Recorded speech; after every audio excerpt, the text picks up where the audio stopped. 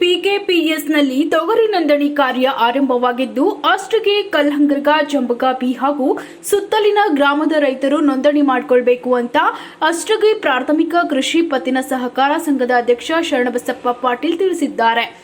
ಮಾಧ್ಯಮದವರೊಂದಿಗೆ ಮಾತನಾಡಿದ ಅವರು, ಈಗಾಗಲೇ ಕೇಂದ್ರ ಸರ್ಕಾರದಿಂದ 8,000 ರೂಪಾಯಿ ದರ ನಿಗದಿ ಮಾಡಲಾಗಿದೆ.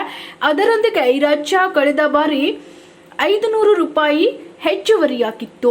ಈ ಬಾರಿ ರಾಜ್ಯ ಸರ್ಕಾರ ಇನ್ನೂ ಸಹ ದರ ಘೋಷಣೆ ಮಾಡಿಲ್ಲ. ಆದರೂ ಕೇಂದ್ರದ 8,000 ರೂಪಾಯಿ ದರ ಪಡೆಯಲು ರೈತರು ನೋಂದಣಿ ಕಾರ್ಯದಲ್ಲಿ ಭಾಗಿಯಾಗಿ ತೊಗರಿ ಬೆಳೆಗೆ ಸೂಕ್ತ ದರ ಪಡೆದುಕೊಳ್ಳಬೇಕು. ಈ ಬಾರಿ ಅತಿ ಹೆಚ್ಚು ಬೆಳೆ ಹಾನಿಯಾಗಿದ್ದು, ಕಳೆದ ಬಾರಿ ಸಮಯಕ್ಕೆ ಸರಿಯಾಗಿ ನೋಂದಣಿ ಮಾಡಿಸದ ಹಿನ್ನೆಲೆ ಸಾಕಷ್ಟು ಗೊಂದಲಗಳಾಗಿದ್ದು, ಹೀಗಾಗಿ ಈ ಬಾರಿ ಸಮಯಕ್ಕೆ ಸರಿಯಾಗಿ ನೋಂದಣಿ ಮಾಡಿಸಿಕೊಳ್ಳುವಂತೆ ಮನವಿ ಮಾಡಿಕೊಂಡಿದ್ದಾರೆ.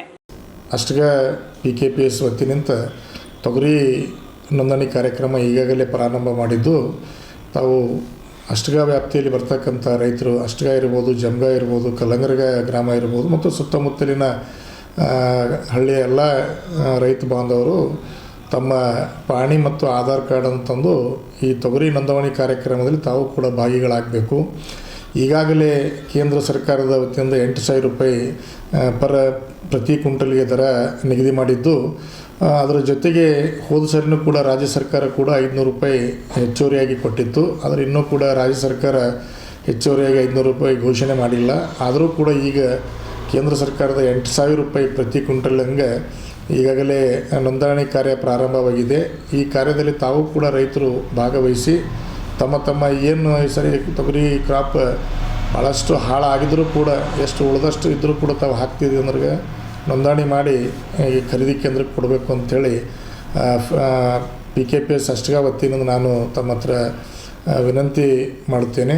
ಅದರ ಜೊತೆಗೆ ಈಗಾಗಲೇ ಏನಾಗಿದೆ ಅಂತಂದರೆ ಮಾರ್ಕೆಟ್ನಲ್ಲೇ ಕೂಡ ಇವತ್ತು 8,000ವರೆಗೂ ಕೂಡ ಒಂದು ದರ ನಿಗದಿ ಆಗಿದೆ. ಹೀಗಾಗಿ ಭಾಳಷ್ಟು ರೈತರು ಈ ರಿಜಿಸ್ಟ್ರೇಷನ್ ಮಾಡಲಿಕ್ಕೆ ಹಿಂದೆ ಮುಂದೆ ಕೂಡ ತುಳಿತಾ ಇದ್ದಾರೆ.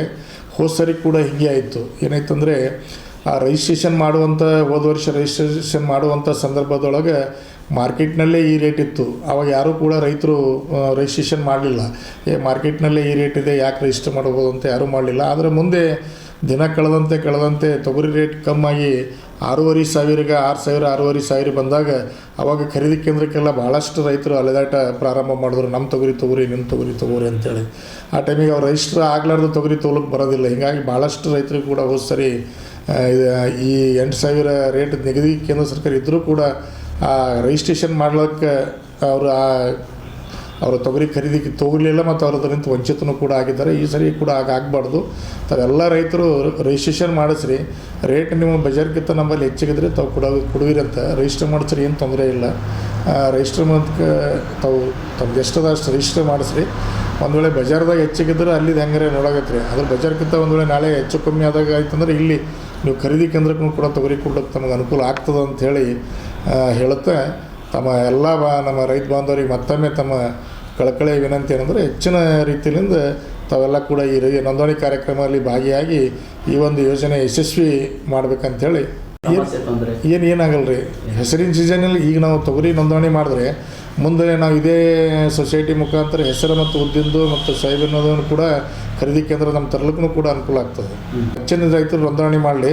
ಒಂದು ವೇಳೆ ಎಷ್ಟು ನೀವು ಬಜಾರ್ಗಿಂತ ಕಮ್ಮಿ ಇದ್ದರೆ ಕೊಡಲಿ, ಯಾಕೆ ಬಜಾರ್ದಾಗ ಹೆಚ್ಚಿಗಿದ್ರೆ ಕೊಡಲಿಲ್ಲ ಪರವಾಗಿಲ್ಲ. ಆದರೆ ನೀವು ನೋಂದಣಿ ಮಾಡಿರಿ, ಮುಂದೆ ಕೂಡ ನಮ್ಮದು ಹೆಸರಿಗೆ ಉದ್ದಿಗೆ ಮತ್ತು ಸೋಯಾಬೀನ ಬೇರೆ ಯಾವುದೇ ಖರೀದಿ ಕೇಂದ್ರ ತರಲಿಕ್ಕೂ ಕೂಡ ನಮ್ಮ ಸೊಸೈಟಿಗೆ ಒಂದು ಅನುಕೂಲ ಆಗ್ತದೆ ಅಂಥೇಳಿ ತಮ್ಮ ರೈತ ಬಾಂಧವರಲ್ಲಿ ಶರಣಬಸಪ್ಪ ಪಾಟೀಲ್ ಅಷ್ಟಗಿ, ಮಾಜಿ ನಿರ್ದೇಶಕರು DC ಬ್ಯಾಂಕ್ ಕಲಬುರಗಿ ಮತ್ತು ಅಧ್ಯಕ್ಷರು ಪಿಕೆಪಿಎಸ್ ಅಷ್ಟೇ.